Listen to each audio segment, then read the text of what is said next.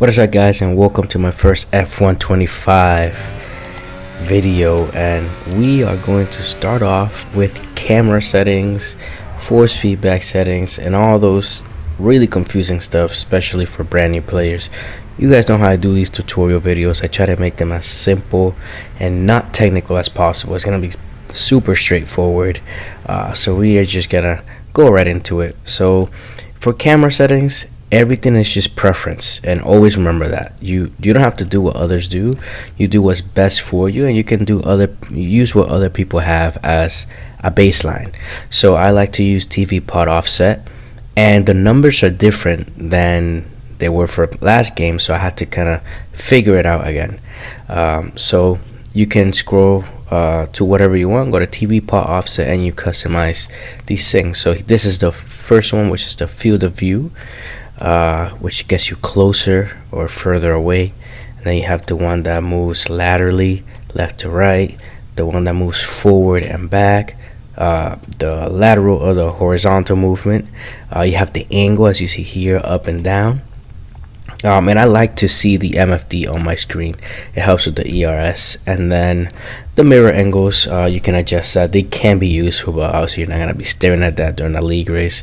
And then the camera shake, you don't want that. You don't want your camera shaking. So you put that all the way down to 0. If you use TV pod offset, feel free to use my my settings. I feel like they're pretty good. And next is the really important one, which is the OSD settings. So if you didn't know, you can customize everything you see on your screen. I did not know that for a long time in F1 23 and 24. So you can customize and move things around, as you see I'm doing there. You can move it up or down. You can change the size and just make it fit for you, you know. Makes it more comfortable, look a little neater, cleaner, make your screen a little less crowded. Like on the top left, my main focus always is the lap counter and the driver names in certain tracks, especially Bahrain turn 10 and a few others, I believe in Jeddah as well. It will block certain apexes because of the size and because of its placement.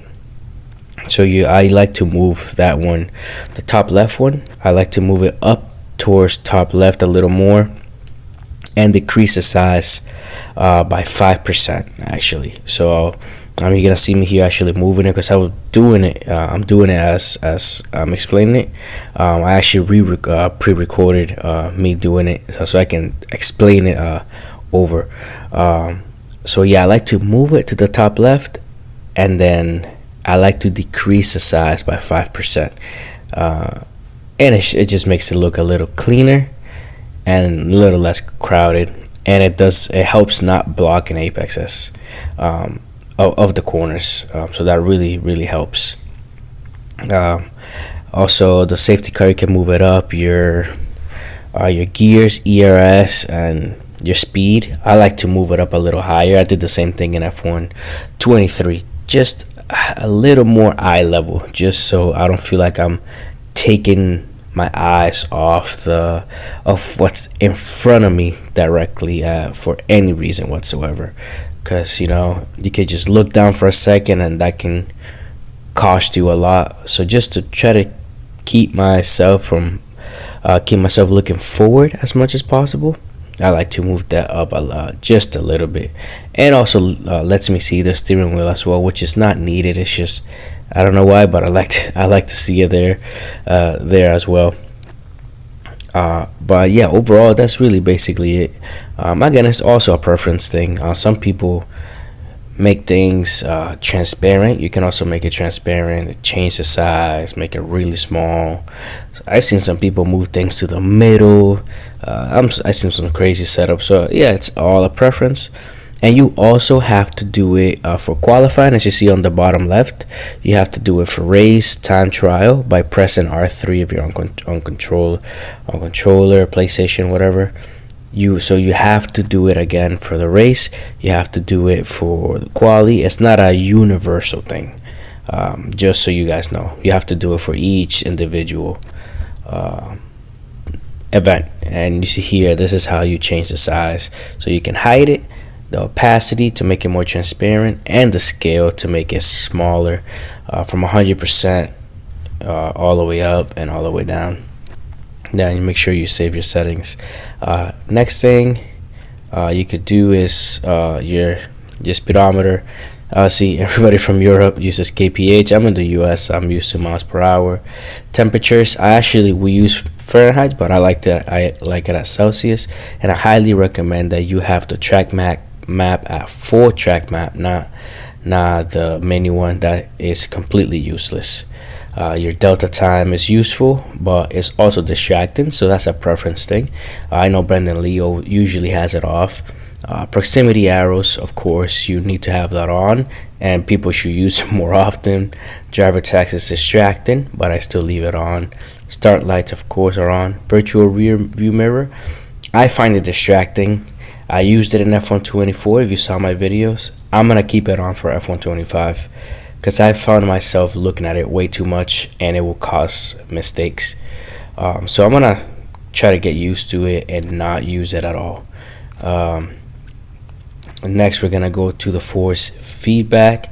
So I am on a wheel. I am on the TGT2 Thrustmaster wheelbase, and so you can calibrate it, force feedback, and then your button inputs. But we're gonna start with this. So the standard force feedback, the default is 100 by the game. I put it back down to what I did in F124, and I had it at 75. That does not work in this game. It was extremely loose, super soft. I almost felt nothing. It was terrible. It just did not feel really good. So I raised it up to 120. That just felt awkward. I didn't like that one, so I actually brought it back down to 100, and 100 actually feels pretty decent. I might play around with it a little more, maybe 105, 110, but for now I'm gonna keep it at 100. All these track effects, put them at 0, because this is just enhancing what the game already has. So these effects are already there, and it's distracting while driving, so I recommend you have those at 0. Wheel damper at 0. Wheel rotation is another thing that's just a preference. 320 is what I used in the last game, and it actually still works in this game, and it feels good, feels decent. So I'm gonna keep it at 320 for now, and maybe adjust later on if I need to. And then for your inputs, very straightforward. Unbind it and rebind it. So for my throttle, for some reason it was not working, even though it was already bind. If you run into that issue where your throttle, your pedals are not working, don't freak out. Just come here, unbind it, and just rebind it again, and it fixed it. It wasn't really the wheel. I think it was just kind of recognizing and calibrating everything. And if you ever have to check something, just go to calibration all the way at the top, and you can see like if your inputs are properly working. So yeah, it happened to me. I had like a big scare for a second. So you just do that on assign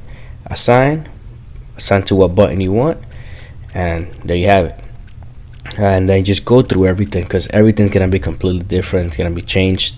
It's not gonna be like it was last game. So you gotta at least try to remember what you had it at, and then just basically redo it. And I also recommend to unbind the things that are just not gonna be used at all. So push to talk was binded to something. I just took it off.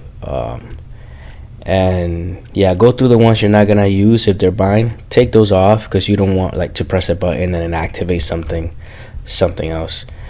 So go through the ones you're not gonna use, unbind those, and then rebind the ones that you want to the correct button sequence, and test them out, and just make sure everything's working properly. But yeah, it's all pretty straightforward. For the most part, everybody's kind of doing the same thing, but it can also be a preference thing, because there's of course wheel drivers and then controller drivers, and then everybody has different wheels. So all the different wheels are of course different. They have different buttons are placed in different areas of the wheel, so it's all gonna be based on comfort and stuff like that. So after that, make sure you save it and you actually name it. So I just named it the name of my wheelbase. Then you have your generic settings. You can have your ERS mode from toggle to or or hold. I prefer toggle, but you can actually have the ERS where you have to hold the button. That's a preference thing. I tried hold. That was not for me. So I keep it at toggle. And then your camera setting, your graphics settings, I left that as is. Graphics priority, quality, or performance. But yeah, that's about it. So hopefully guys, this video helped you. Make sure you subscribe, like the video, hit the bell button so you don't miss my live streams. I stream a lot of races. PSGO starting soon. But yeah, thank you guys so much for watching, and I'll catch you guys in the next video. Take care. Bye bye.